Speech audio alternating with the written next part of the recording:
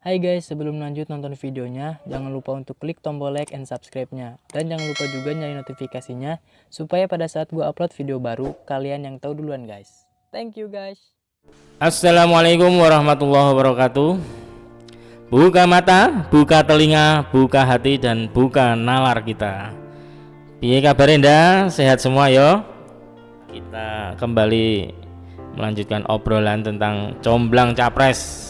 Ini sekarang sudah part ke-4 berarti ya. Kalau kita review lagi yang pertama dengan Ketua PBNU Kiai Haji Yahya Khalil Stakuf, yang kedua dengan Kiai Haji Taj Yassin Maimun, yang ketiga dengan Jenderal TNI Purnawirawan Muhammad Andika Perkasa. Nah, yang keempat ini siapa? Tapi tentunya tetap kita disclaimer dulu, jodoh itu dari Tuhan. Jangan sampai kita merasa kita yang menjodohkan. Tetap jodoh atau tidak itu sampai akhirnya nanti dari Tuhan yang menentukan. Nah, yang mengkawinkan kalau di kehidupan nyata ya biasanya pemuka agama, terus orang tua itu kan yang mengawinkan gitu kalau di KUA atau di rumah. Nah, kalau di sini yang mengawinkan ya nanti parpol atau koalisi parpol. Nah, kita ini cuman kebagian nyomblangin saja, begitu ndak? Jadi semoga comblangan kita dilirik oleh parpol sehingga bisa direalisasikan, jadi dikawinkan kan gitu. Untuk part keempat ini jangan dilihat sebagai sebuah kita ini ngawur atau apa, atau salah menjodohkan atau apa, enggak. Dan kita kenapa tidak menjodohkan yang sudah banyak bermunculan di dunia maya, bermunculan di berita-berita apa segala macam. Oh ya, sebelum saya lupa, kenapa yang dijodohkan hanya Pak Anies? Kenapa tidak capres yang lain? Ya karena bagi kita ya yang kemungkinannya paling besar menang ya Pak Anies. Maksudnya ini tidak serta-merta ini tanpa data, tanpa apa gitu.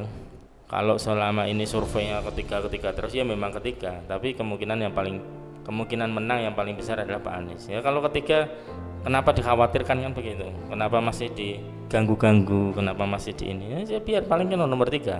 Tapi ternyata kan enggak. Di survei yang relatif independen misalkan ILC apa, Pak Anies itu tembus 75% dan itu bisa memungkinkan satu putaran dan yang menang Pak Anies. Tinggal nanti siapa wakil presidennya. Wakil presidennya juga enggak sembarangan yang kita ambil, yang anti mainstream. Ya kalau mainstream ya mungkin Bu Khofifah itu mainstream, banyak orang udah ngomong, anak kecil saja ngomong Mas AHY mainstream, semua orang ngomong dengan ukuran yang standar saja. Standarnya pengamat politik misalkan kalau AHY tidak jadi wakil presiden, tentunya Anies pasti akan mengambil AHY karena AHY akan bisa menarik dukungannya Partai Demokrat kalau dia tidak jadi wakil presiden, dan itu ditakutkan oleh Anies. Itu mainstream pikiran banyak orang, dan hari ini Pak Anies itu anti mainstream yang semua orang pikirkan tidak dia lakukan. Justru yang dia lakukan adalah hal-hal yang berbeda. Misalkan ya kayak kemarin orang pada ngomong soal, seluruh dunia itu ngomongin subsidi soal perpindahan transisi dari mobil berbahan bakar BBM ke berbahan bakar listrik. Semua dunia memikirkan subsidi tersebut, jangan dilawan lah itu. Tapi kan Pak Anies anti mainstream. Dia mengatakan emisi karbon per kapita per kilometernya itu mobil listrik lebih besar daripada bis. Emisi karbonnya per kilometer per kapita penduduk. Jadi kan itu dia hembuskan dan akhirnya jadi rame. Dan menurut saya Pak Anies benar, dia udah jalani kok kayak gitu di Jakarta segala macam. Nah ini yang anti mainstream, makanya kita coba yang kita keluar dari kotak yang biasanya, kita out of the box. Nah jodohkan, bukan jodohkan, kita comblangkan hari ini adalah Pak Anies Rashid Baswedan dengan Pak Luhut Binsar Panjaitan. Nah tentu kalian pada sebel kan dah? Jangan sebel dulu, kita pikir sejenak, kita olah sejenak. Kemungkinan ini ada. Politik itu adalah seni untuk mendapatkan kemungkinan itu. Jadi jangan distigma ini nggak mungkin. Nah itu bukan politisi. Nah, kita perlu belajar itu Pak Luhut Binsar Panjaitan itu lahir tanggal 28 September tahun 47. Saya juga nggak disclaimer ya, kalau lahir September lahir itu biasanya jarang jadi pemimpin. Yang biasanya pemimpin itu Juni Juli gitu katanya, Mei Juni Juli lah katanya. Tapi ya nggak tahu lah kita juga. Dari sekian presiden kita itu yang lahir bulan Juni itu ada Pak Karno, Pak Harto, Pak Habibie, Pak Jokowi. Ada 4 yang lahir bulan Juni. Presiden yang lain SBY, Gus Dur sama Megawati, 3 lainnya dibagi 12 bulan, yang lain ya nggak tahu maksudnya. Jadi di Indonesia itu juga banyak kan pemimpin lahir bulan Juni, tapi ini hanya disclaimer saja, maksudnya ya nggak harus itu jadi patokan. Makanya Pak Luhut Binsar Panjaitan bukan jadi presiden tapi jadi wakil presiden saja gitu. Nah, sederet prestasi beliau di pemerintahan ini, dari pernah jabat sebagai duta besar zamannya Pak Habibie, terus sama Gus Dur ditarik untuk jadi menteri waktu itu, berangsur sampai sekarang ini jadi kepercayaannya Presiden Joko Widodo. Bahkan kalau boleh saya katakan, Pak Luhut Binsar Panjaitan ini adalah the real presiden sekarang ya. Kalau dulu ya Yusuf Kala wakil presidennya, the real presidennya Pak Yusuf Kala. Jadi Pak Luhut Binsar ini masih tidak terlalu ini. Tapi sejak Pak Yusuf Kala nggak jadi wakil presiden, the real presidennya itu sekarang Pak Luhut Binsar Panjaitan. Jabatan apa yang tidak dimiliki Pak Luhut Binsar ya? Dia punya perusahaan, puluhan perusahaan. Bahkan kalau sampai anak perusahaannya itu bisa sampai ratusan perusahaan.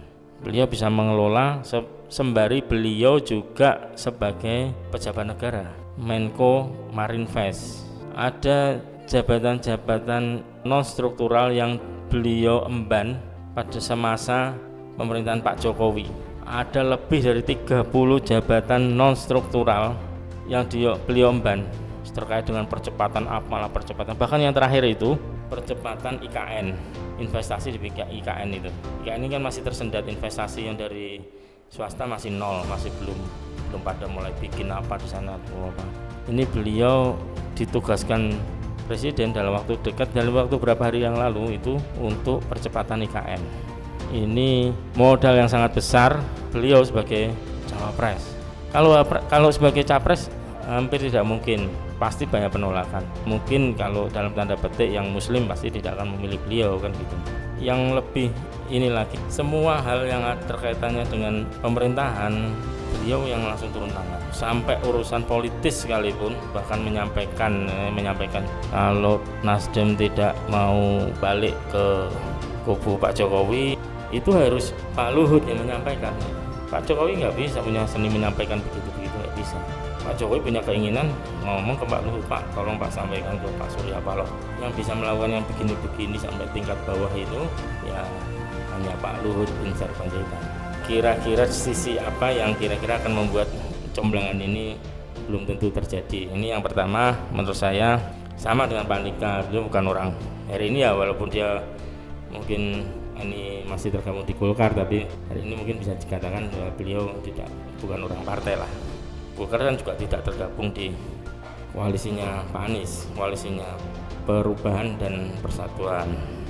Terus yang kedua, apakah relawan-relawan yang sekarang sudah jadi relawannya Pak Anies ini akan tetap mendukung beliau? Nah, ini pertanyaan juga. Saya pikir berat untuk kalau wakil presidennya Pak Luhut, berat. Yang ketiga, nah terkait dengan ini, menurut saya kedua-duanya Pak Anies maupun Pak Luhut ini kalau saya lihat dua-duanya adalah sosok dominan drive. Kalau dalam bahasa psikologi itu dominan drive, koleris dari segala penampilan apa segala macam. Pak Anies juga koleris, tapi menurut saya Pak Anies lebih luas, orangnya lebih luas. Pak Luhut juga koleris, dia juga dominan drive. Nah, cuman kira-kira nanti pemerintahannya bagaimana kalau dua-duanya dominan drive?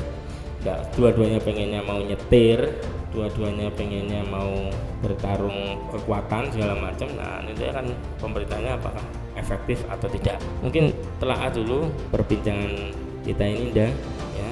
Kita nggak gagal paham mencerna politik. Yang pasti tetap hari ini perlu kebahagiaan menyambut pemilu yang akan diselenggarakan di 14 Februari tahun 2024. Tetap semangat,